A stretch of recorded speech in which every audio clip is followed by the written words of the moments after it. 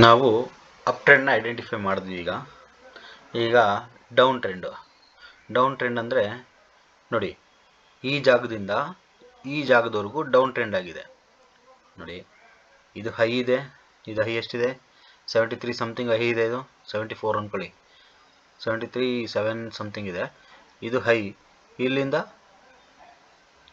ಇದಕ್ಕಿಂತ ಲೋ ಅಂದರೆ higher low ಇದು ಮಾಡಿದೆ, ಇದಕ್ಕಿಂತ ಲೋ ಇಲ್ಲಿ ಮಾಡಿದೆ ಅಲ್ವಾ. ಹೈ ಲೋ, ಈ ಹೈಗೆ ಇದು ಲೋ, ಈ ಹೈಗೆ ಇದು ಲೋ, ಅಂದರೆ ಹೈಯರ್ ಲೋ ಮಾಡ್ತಾ ಹೋದಾಗ ನಮಗೆ ಡೌನ್ ಟ್ರೆಂಡ್ ಸಿಗುತ್ತೆ. ನೋಡಿ, ಇದಕ್ಕೂ ನಾವು ಟ್ರೆಂಡ್ ಲೈನ್ ಯೂಸ್ ಮಾಡ್ತೀವಿ. ಅಂದರೆ ಇಲ್ಲಿಂದ ಈ ಥರ ನಾವು ಟ್ರೆಂಡ್ ಲೈನ್ ಯೂಸ್ ಮಾಡ್ತೀವಿ.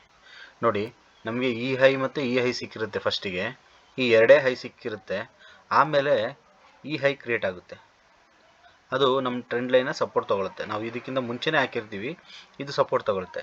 ಇದಾದಮೇಲೆ ನೆಕ್ಸ್ಟು ಇಲ್ಲಿ ಬಂದಿದೆ, ಇದು ಬ್ರೇಕ್ ಮಾಡೋಕ್ಕಿಂತ ಟ್ರೈ ಮಾಡಿದೆ, ಆದರೆ ಆಗಿಲ್ಲ. ನೋಡಿ, ಇಲ್ಲಿಂದ ರಿಜೆಕ್ಷನ್ ಆಗಿದೆ, ಮತ್ತು ಇಲ್ಲಿ ತನಕ ಕ್ಯಾಂಡಲ್ ವಾಪಸ್ ಬಂದಿದೆ. ಇದೇ ರೀತಿ ನೋಡಿ, ಇದಂತೂ ಟಚ್ಚೇ ಮಾಡಿಲ್ಲ, ಇಲ್ಲಿ ಹತ್ರಕ್ಕೆ ಹೋಗಿಲ್ಲ. ಅದಾದಮೇಲೆ ನೆಕ್ಸ್ಟ್ ಬಂದ್ವಿ, ಇದು ಟ್ರೈ ಮಾಡಿದೆ, ಹೋಗಿಲ್ಲ. ಮತ್ತು ಇಲ್ಲಿ ನಿಮಗೆ ಬ್ರೇಕ್ಔಟ್ ಆಗಿದೆ. ನೋಡಿ, ಇಲ್ಲಿ ಬ್ರೇಕ್ಔಟ್ ಆಗಿದ ತಕ್ಷಣ ನೆಕ್ಸ್ಟು ಇಲ್ಲಿ ಬಯರ್ಸ್ ಎಂಟ್ರಿ ಆಗ್ತಾರೆ. ಬಯರ್ಸ್ ಎಂಟ್ರಿ ಆಗಿ ನೋಡಿ ಯಾವ ಥರ ಮೂಮೆಂಟ್ ಆಗಿದೆ. ಇಲ್ಲಿ ರಿವರ್ಸಲ್ ಆಗಿದೆ, ಟ್ರೆಂಡ್ ರಿವರ್ಸಲ್ ಆಗಿದೆ. ಈ ಡೌನ್ ಟ್ರೆಂಡ್ ರಿವರ್ಸಲ್ ಆಗಿ ಅಪ್ ಟ್ರೆಂಡ್ ಆಗಿ ಕ್ರಿಯೇಟ್ ಆಗಿದೆ.